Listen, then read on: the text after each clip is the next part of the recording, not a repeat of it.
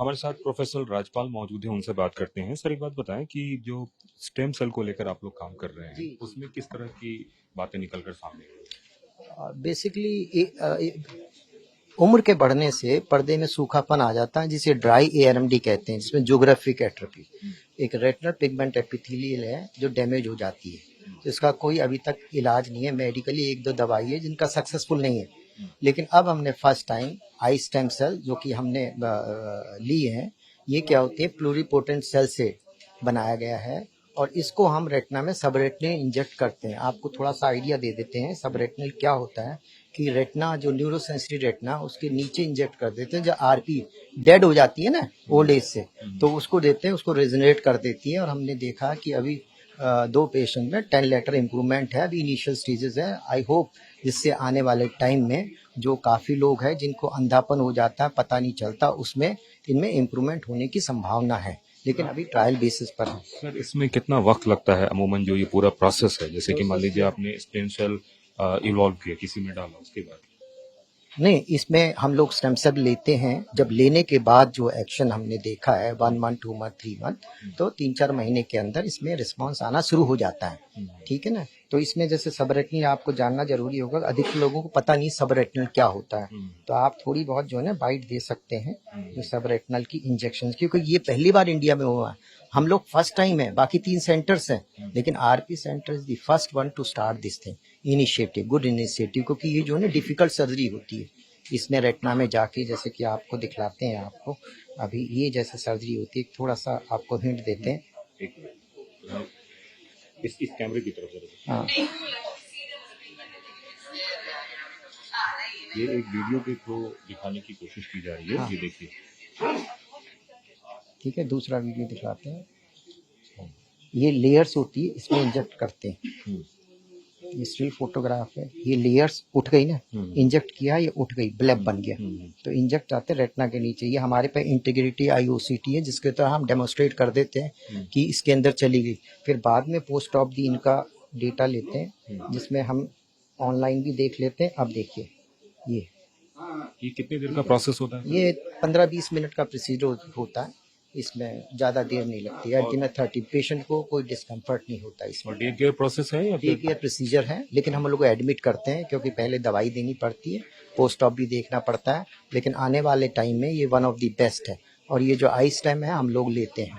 अच्छा, ये आई स्टेम आता कहाँ से है सर? वैसे बेंगलोर से हम लोग लेते हैं। आई स्टेम कंपनी, आई स्टेम एक वहाँ रिजोनेटिव मेडिसिन का है, जिनके रजनी भट्टू और देसाई जो है इनिशिएटिव सब कुछ मेन इंडिया। हाँ, लेकिन बड़ा कॉम्प्लिकेटेड सा मैटर है स्टेम सेल को बनाना, प्रिजर्व करना। वैसे अगर सर इस प्रोसेस को हम प्राइवेट में जाए तो कितने का कॉस्ट आएगा? अभी ये तो ट्रायल बेसिस पे है, क्योंकि आरपी सेंटर फर्स्ट टाइम शुरू कर रहा है, ट्रायल बेसिस पे है। बाकी एलवी प्रसाद भी है।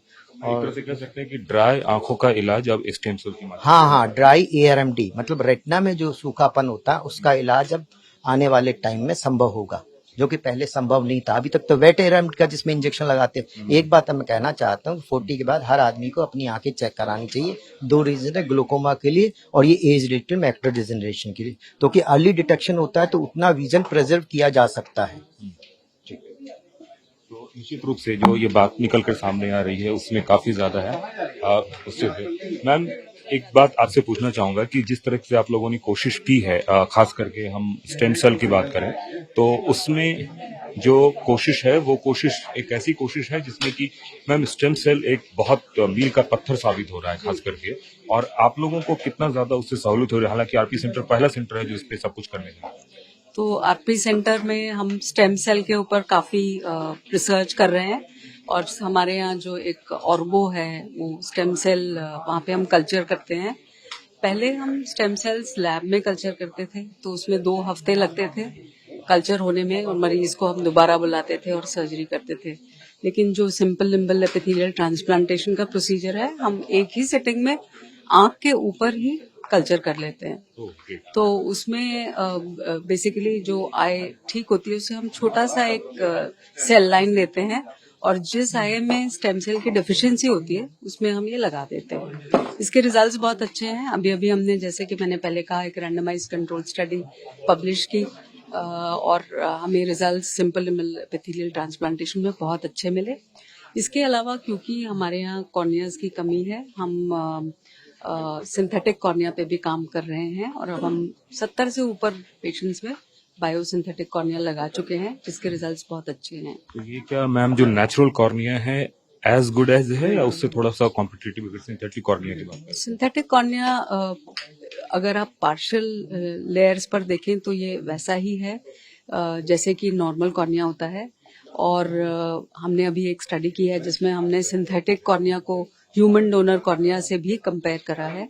ये स्टडी भी अभी पब्लिश होने वाली है और उसमें हमने देखा है कि स्पेशली जो केरेटोकोनस के केसेस होते हैं जिसमें हम सिंथेटिक कॉर्निया लगाते हैं, वहां पे कॉर्नियल थिकनेस उतनी ही रहती है, कम नहीं होती। लेकिन जिसमें हम ह्यूमन डोनर कॉर्निया लगाते हैं उनकी जो थिकनेस है वो कम होती जाती है over a period of time. और सिंथेटिक कॉर्निया का जो इंटीग्रेशन है वो भी काफी अच्छा हो जाता है। अभी हम एंडोथेलियल सेल्स भी उसके ऊपर ग्रो करने की कोशिश कर रहे हैं ताकि हम कंप्लीट कॉर्निया बायो इंजीनियर कर सकें, जैसे कि बायोसिंथेटिक कॉर्निया जो कि कंप्लीट कॉर्निया होता है।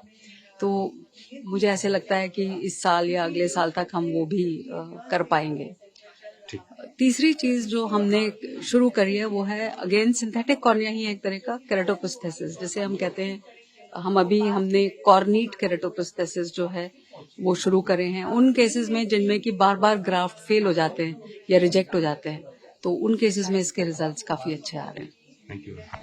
कैमरामैन निरंजन के साथ कुमार कुंदन, TV9 भारतवर्ष, दिल्ली।